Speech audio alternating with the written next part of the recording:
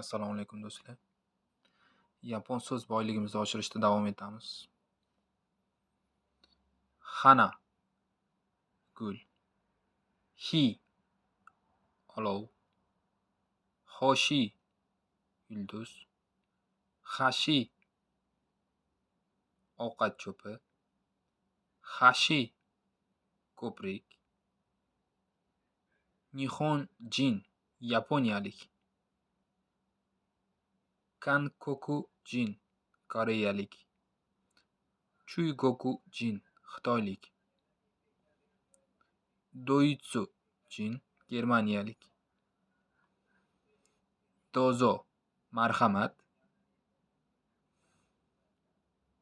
ike kalmar, ito ip, taki sharshara. Do'stlar, 1-2 marta eshitsalaringiz, xudo xohlasa eslaringizda yaxshi qoladi.